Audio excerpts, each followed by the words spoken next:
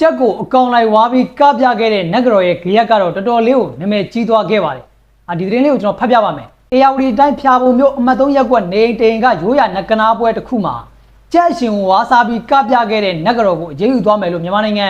ဒေဝပညာရှင်များစီကံထိန်းသိမ်းကော်မတီဗဟိုရဲ့ထုတ်ပြန်ချက်အရသိရပါတယ်နော်ဒီသတင်းကိုတော့ DVB ကနေပြီးတင်ထားတာပါနော်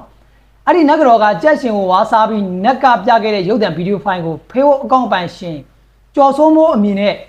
လူမှုကွန်ရက်စာမျက်နှာကနေဖော်ပြခဲ့ပြီးနောက်မေလ10ရက်နေ့မှာမြန်မာနိုင်ငံဒေဝပညာရှင်များစီကံထိန်းသိမ်းရေးကော်မတီဗဟိုကအရေးယူဖို့ပြင်ဆင်နေရလို့သိရပါတယ်နော်သူက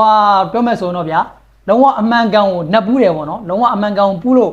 အရှင်လက်လက်ကြီးကိုသူစားပြတယ်ဆိုတာဒါလူတွေကိုလှည့်သားတာမဟုတ်ဘူးအမှန်ကန်သူတို့ပူးရဲဆိုတဲ့အကြောင်းကိုပြချင်တဲ့အနေနဲ့ဒါကြီးကိုအရှင်လိုက်လုပ်ပြခဲ့တာလို့ကျွန်တော်ကတော့မြင်ပါတယ်ဒါပေမဲ့လည်းအရန်ကိုပြင်းသွားခဲ့တာကြောင့်အခုလိုမျိုးတွေသူ့အတွက်နော်ရှင်းလင်းစရာကိစ္စမျိုးတွေဖြစ်လာခဲ့တာပေါ့နော်ဒါနဲ့ပတ်သက်ပြီးတော့နဂနာစီတယောက်ပြောတာကတော့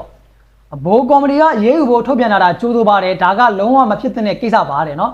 ဘယ်သူပဲဖြစ်ဖြစ်နာမည်ကြီးချင်ရင်တခြားနည်းလမ်းသုံးလို့ရပါတယ်နဂနာစီတွေအပါအဝင်အမှုပညာရှင်တွေကအများသူကအမြင်မတည့်တဲ့ကိစ္စတွေကိုမလုပ်ဖို့လိုအပ်တာပေါ့လို့သူကပြောပါတယ်ဒါကတော့တခြားနဂနာစီတယောက်ကသူ့ရဲ့အမြင်ကိုပြောထားတာပေါ့နော်ဒါမျိုးတွေမလုပ်သင့်ဘူးပေါ့အဲ့ဒီကြက်ရှင်ကိုအစိမ့်လိုက်ဝါစားပြီးအခုလိုကပြဖြောပြတာဟာဗုဒ္ဓဘာသာလမ်းစဉ်နဲ့လည်းမညီသလိုဒေဝတာနမင်းတွေရှေ့မှာအခုလိုမျိုးပူဇော်ပသတာဟာအင်မတန်မှဆက်ဆုပ်ရွံ့ရှာပွဲဖြစ်ပြီးနတ်တွေကိုပူဇော်ပသကြတဲ့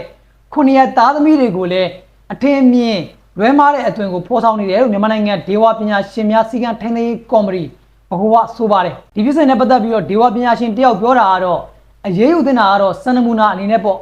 တကယ်နဘူးနေရင်တော့ကြက်ကအရှင်လားအသေးလားဆိုတာနဂနာစီတွေကမသိဘူးပေါ့လေတကယ်လို့ပူးနေတယ်ဆိုရင်လည်းသူ့ကိုလာဆက်တဲ့ကြက်ကြီးကအရှင်ကြီးလားအသေးလားဆိုတော့သူ့အနေနဲ့ခွဲခြားနိုင်မှာမဟုတ်ပါဘူးဘာလို့လဲဆိုတော့သူကလူစိတ်ပြောက်ပြီးတော့သူ့ကိုပူးနေတဲ့နှက်လားဘာလဲပေါ့နော်အဲ့ဒီအကောင်တကောင်ကောင်ကသူ့ခန္ဓာကိုယ်ထဲကိုဝင်နေတာဖြစ်တဲ့အတွက်ဒါအရှင်လားသေးလားဆိုတော့သူခွဲခြားနိုင်မှာမဟုတ်ဘူးပေါ့နော်ဒါပေမဲ့ဒီပွဲစီစဉ်သူကဒီလိုအခြေအနေအထိဖြစ်လာမဲ့အစီအစဉ်တွေကိုမထည့်သင့်ဘူးလို့သူတို့ကတော့မြင်နေပေါ့နော်ဒါလည်းဟုတ်ပါတယ်သူတို့ပြောတာဒီပြဿနာနဲ့ပတ်သက်ပြီးတော့တက်ဆိုင်ရာကိုတိုင်ကြားတဲ့သူတွေလည်းမနှဲရှိတာကြောင်းတဲ့နော်ဒီပြဿနာနဲ့ပတ်သက်ပြီးတော့တက်ဆိုင်ရာကိုလူတွေအများကြီးကတိုင်ခဲ့တာကြောင့်ကြက်ရှင်ကိုအစိမ်းဝါးစားကကပြခဲ့တဲ့ဒေဝပညာရှင်ဖြစ်သူဖျာပုံမျိုးကကိုအောင်မင်းဆိုသူကိုကော်မတီအနေနဲ့လှုပ်ထုံးလုပ်နည်းတွေနဲ့အညီအရေးယူဆောင်ရွက်မယ်လို့ဆိုပါတယ်နော်ဒါကတော့ဒီပြောမယ်ဆိုတော့ဒီလိုမျိုးကပြခဲ့တဲ့လူအတွက်လည်းပြန်တွေးကြည့်ရင်တော့စိတ်တော့မကောင်းပါဘူးနော်သူလည်းအပီပြင်းကိုလုပ်ရခဲ့တာနော်အပီပြင်းလွန်ပြီးတော့ဒီလိုမျိုးတွေဖြစ်သွားခဲ့တာပေါ့နော်မပီပြင်းဘူးဆိုရင်လည်းမင်းတို့ကလူတွေစီကပတ်စံကိုလိုချင်လို့တတ်မှတ်ဒီလိုလုပ်တာပါဟိုလိုလုပ်တာပါဆိုပြီးတော့ဒါဝေဖန်ခံရအောင်ပါသိကြပါတယ်ဒါပေမဲ့အခုလိုမျိုးအရှိကြီးကိုနော်တအားကိုပြပြအောင်လုပ်ပြရတဲ့ခါကျတော့လေဒါကြီးကမသိလျော်ဘူးမလော်ကန်ဘူးလူတွေရှိမှဒါမျိုးမလုပ်သင့်ဘူးဆိုပြီးတော့ထပ်ပြီးတော့ဝေဖန်ခံရပြန်ပါတယ်နော်အဲ့တော့ဘေးကျနံကြပေါ့နော်ဒါပေမဲ့လည်းဟုတ်ပါတယ်ဒါမျိုးတွေကတော့အမှန်တကယ်ပြန်စဉ်းစားကြည့်ရင်တော့မသိလျော်ပါဘူးဒါပေမဲ့ဒီဒေဝပညာရှင်များအသင်းကတော့အရေးယူမယ်ဆိုပြီးတော့သူတို့ဒါပြောကြားထားတာတွေရှိပါတယ်ဒီသတင်းကိုလည်း DVB သတင်းဌာနကနေတင်ထားတယ်အဲ့တော့ဒီကံကချင်းနက်ကပြခဲ့တဲ့အကိုအနေနဲ့ကတော့သူ့ကိုအခုလိုရေးယူမဲ့ပုံမှာဘယ်လိုတုတ်ပြန်သွားမလဲဆိုတော့ကျွန်တော်တို့တစ်ချက်လောက်ကြည့်ရမှာပါ